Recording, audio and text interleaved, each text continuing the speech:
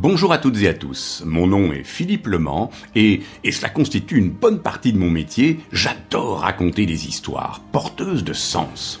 Cette série de podcasts, Les chemins de l'excellence au gré de l'histoire, vous propose d'en savoir plus sur un certain nombre de pratiques managériales ou de manières d'être et de travailler en équipe ou à titre individuel, et ce, par le biais d'histoires vraies, 100% authentiques et très inspirantes. Aujourd'hui, je vous propose de nous plonger, et c'est le cas de le dire, dans une histoire qui semble archi connue, celle du Titanic. Mais de nous intéresser à 3 décisions qui envoyèrent le Titanic par le fond. 3 décisions et donc un podcast un peu plus long que les autres. Titanic, ce seul nom évoque dans l'imaginaire collectif tant d'images, de drames et de fascinations. Combien de livres n'ont-ils pas été écrits et de films tournés sur ce sujet ? Si la plupart d'entre nous connaissons maintenant bien les grandes lignes des origines de ce désastre maritime, certaines autres causes, pourtant fondamentales et riches d'enseignements, gagnent à être connues. Nous évoquerons ainsi aujourd'hui, notamment, l'usage de la radio, la TSF comme on disait à l'époque, la taille du gouvernail, de son safran pour être précis, mais surtout de 2 décisions qui envoyèrent le Titanic par le fond, et d'une 3e qui coûta la vie à la plupart des 1500 personnes qui accompagnèrent ce géant des mers dans sa plongée au sein des eaux froides du large de Terre-Neuve. Le 2 mars 1909 voit la pose sur la cale de construction numéro 3 des chantiers navals Harland et Wolff à Belfast des premiers éléments de la quille du Titanic. Juste à côté, dans la cale numéro 2, c'est l'Olympic qui est en construction depuis le 16 décembre 1908. Au total, la classe Olympic comprendra 3 navires. Olympic, Gigantic, Titanic, des noms prestigieux, à la hauteur des ambitions de la compagnie White Star, afin de concurrencer les Lusitania et Mauretania de la Cunard Line. Et prestigieux, ils le sont. À l'époque, le Titanic est le navire le plus grand, le plus beau et le plus confortable du monde. Avec ses 269 mètres de long et ses 28 mètres de mètre beau, sa largeur, il peut accueillir 2471 passagers en sus des 885 membres d'équipage.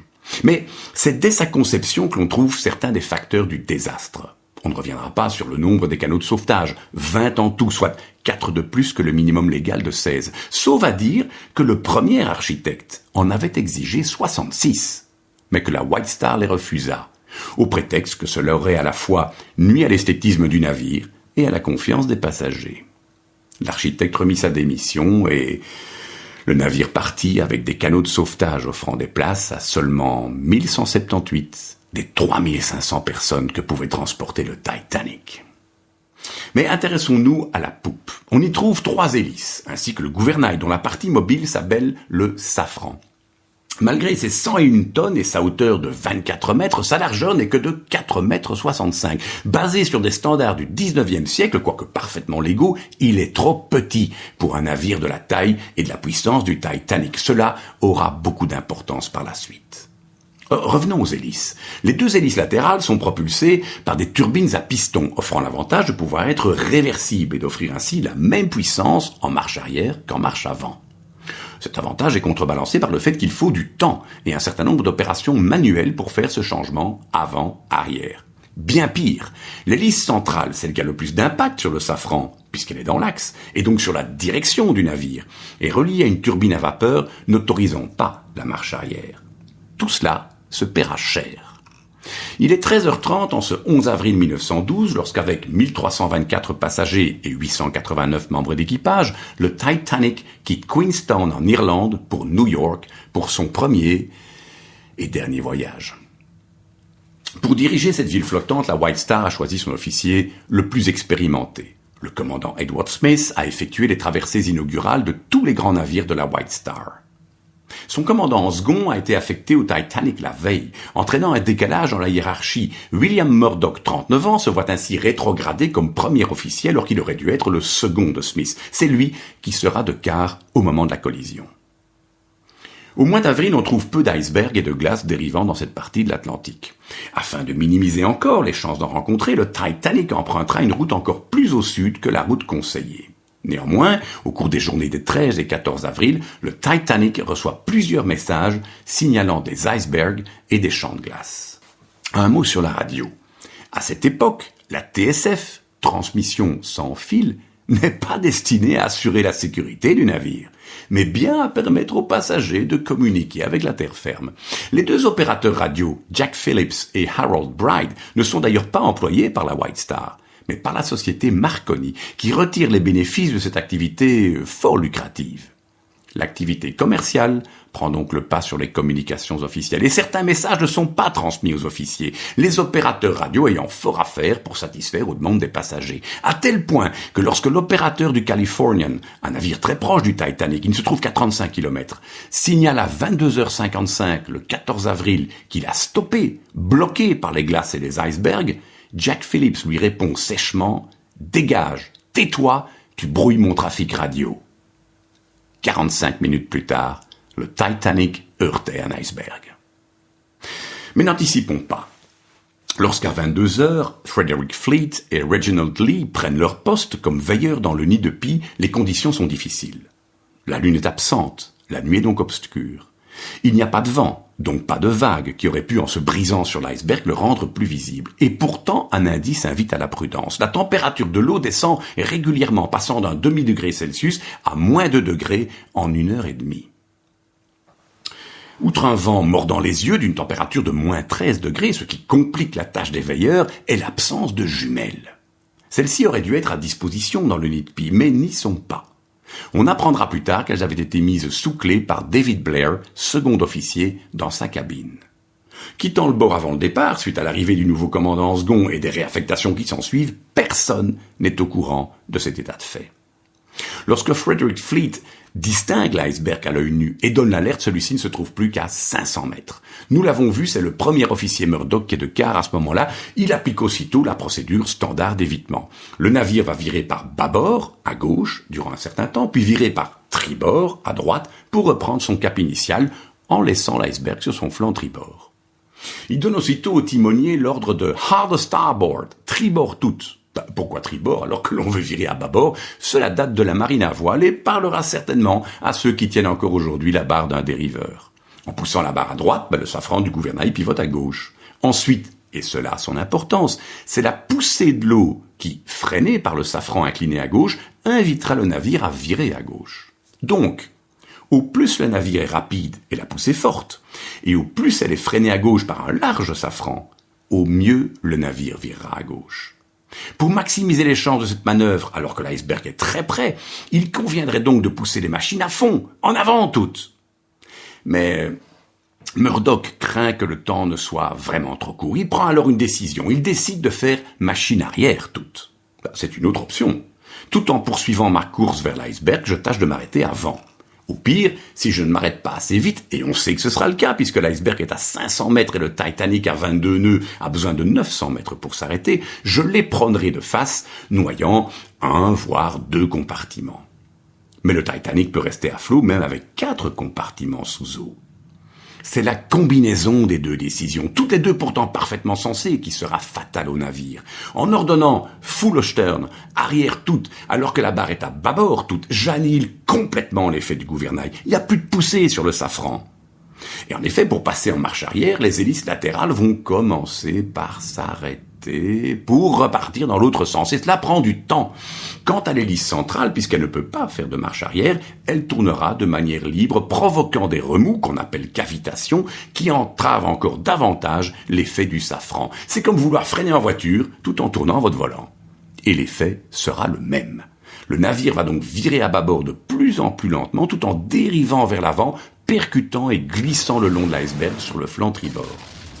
L'iceberg n'éventre pas le Titanic. Durant les 6 à 10 secondes de contact, le choc enfonce les tôles, faisant sauter plusieurs centaines des 3 millions de rivets liant les plaques de la coque, ouvrant 6 brèches dans les 5 premiers compartiments du navire et le condamnant ainsi à mort. Mais même sachant que le Titanic va faire son trou dans l'eau, comme disent les marins, y avait-il moyen de sauver tout le monde à bord, malgré le manque de place dans les canots de sauvetage et la température de l'eau y empêchant toute survie au-delà de 20 minutes? Oui, probablement. Lorsqu'à minuit 15, les opérateurs radio envoient leurs premiers signaux de détresse, CQD, Come Quick Danger, puis à partir de minuit 45, le fameux SOS, nouveau signal de détresse, plusieurs navires se portent au secours du Titanic. L'un d'eux, le RMS Carpathia, n'est qu'à 58 miles, soit 107 km, et va même battre son record de vitesse pour rejoindre le Titanic. Somme toute, il s'agit de gagner du temps. Du temps pour évacuer le maximum de monde dans les canaux, dans le calme, et du temps pour apprendre le Carpathia qui pourra charger les autres passagers. Il existe un moyen de faire cela.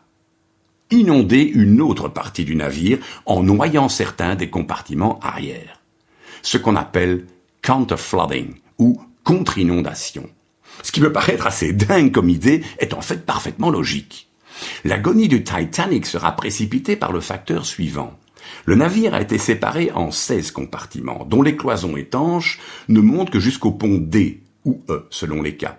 Les portes étanches, une fois fermées, l'eau envahit les 5 premiers compartiments, accumulant tout le poids de l'eau, soit 6600 tonnes, à l'avant une fois 4 compartiments remplis. Le navire s'enfonce donc dans la mer uniquement par la proue. Et une fois un compartiment complètement rempli, le niveau de l'eau dépassant la hauteur des cloisons étanches s'engouffre dans le suivant. Ce sont 15 000 tonnes d'eau qui alourdissent alors le Titanic sur 5 compartiments, puis de plus en plus vite, 31 000 tonnes sur 6 compartiments et enfin 35 000 tonnes sur 7 compartiments lorsque le Titanic vit ses derniers moments. L'architecte du Titanic, Thomas Andrews, est à bord et une inspection du navire avec le commandant Smith leur permet, 15 minutes après le choc, de conclure que le Titanic va couler. Le navire, désormais condamné, ils le savent. Il leur aurait été alors possible de décider, en noyant certains des compartiments arrière, de ralentir le naufrage en maintenant l'assiette du navire équilibrée, faisant ainsi descendre le Titanic régulièrement, mais plus lentement. Il a été calculé que l'on aurait ainsi gagné de 3 à 4 heures. Il n'en fallait pas plus. Le Carpathia n'est arrivé que 1h40 après le naufrage du navire. Commissions d'enquête et études se sont alors rapidement succédé et leurs résultats ont permis d'améliorer immédiatement le design de l'Olympic et du Gigantic, rebaptisé Britannic. Par exemple en montant les cloisons étanches jusqu'au pont C, ce qui aurait sauvé le Titanic. En outre, les techniques de contre-inondation ont sauvé de nombreuses vies durant la Première Guerre mondiale qui s'ensuivit. Les réglementations en matière de nombre de canaux de sauvetage, d'exercices d'évacuation, de trafic radio, etc. furent améliorées. Le 21 novembre 1916, en pleine Première Guerre mondiale, le Britannic, sister ship du Titanic, réquisitionné et transformé en navire hôpital, heurte une mine en mer Égée. Il coulera en 55 minutes, mais sur les 1065 personnes qui sont à bord, on ne comptera que 30 victimes.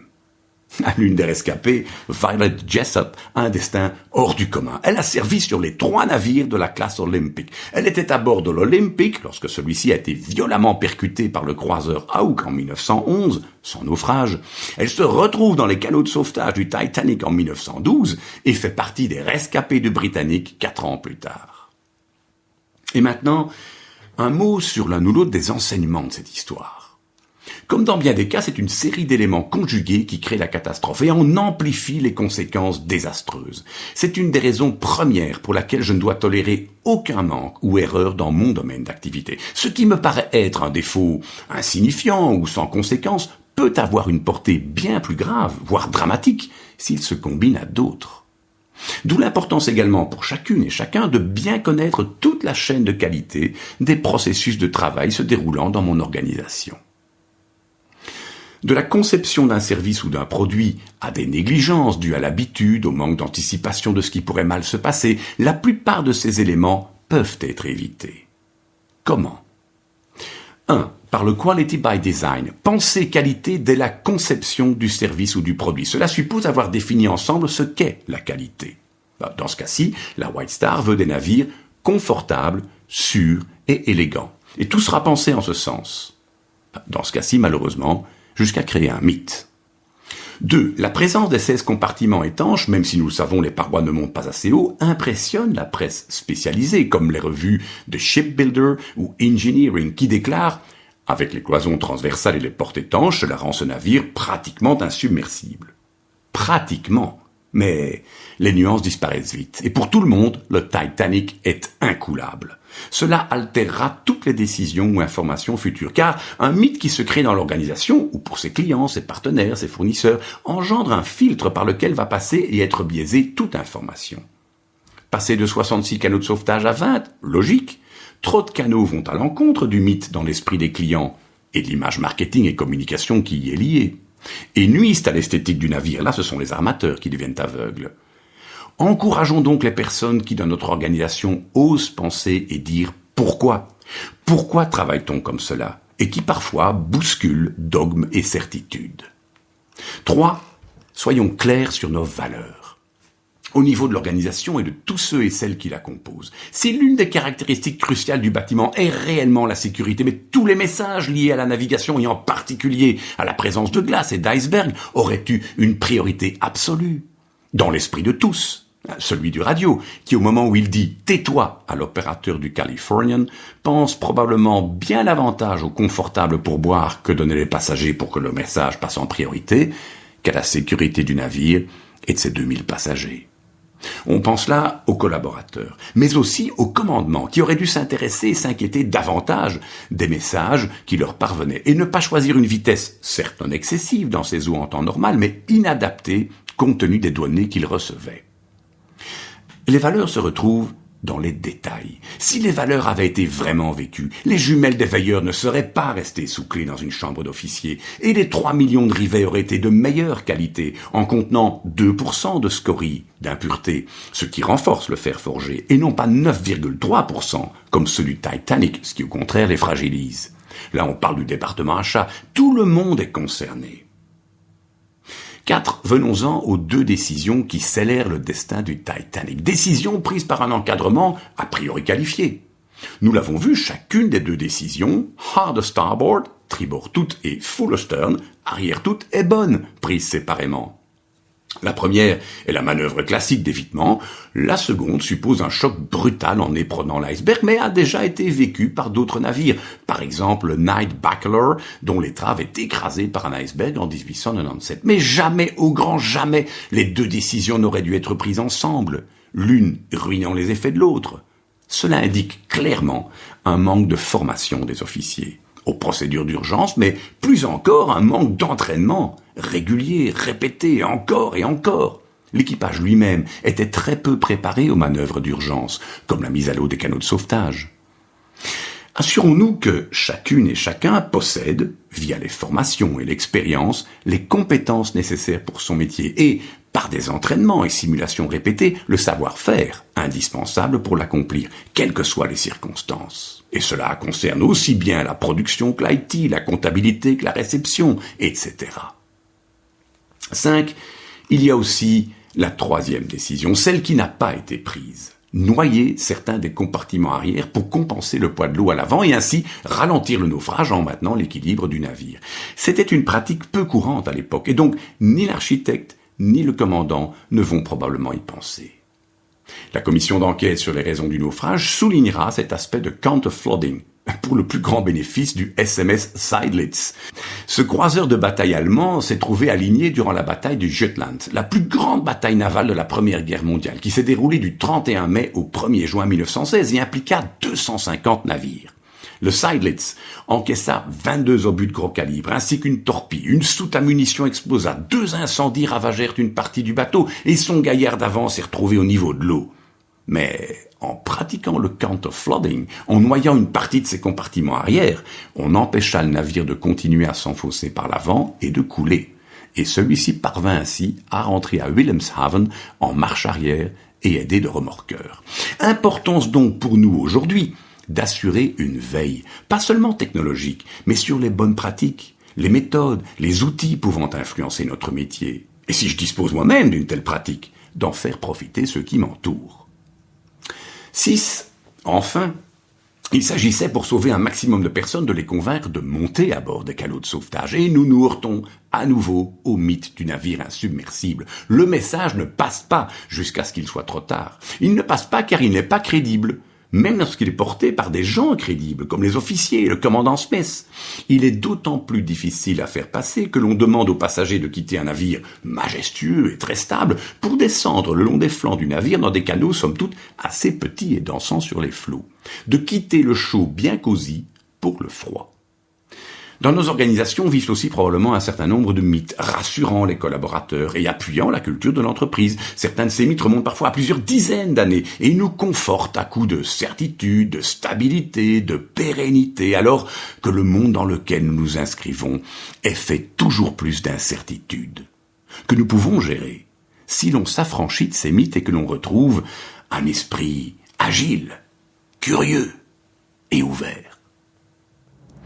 En espérant que cette histoire vous a plu, qu'elle a vibré en vous, vient maintenant le temps de l'appropriation, de la traduction. Comment cela résonne-t-il en moi ? Comment traduire cela dans mon quotidien avec mes collègues, mes collaborateurs, mes clients, voire mes familles et mes amis ? Par quel bout commencer ? Une chose est sûre. Sur les chemins d'excellence, on progresse pas à pas, un pas à la fois.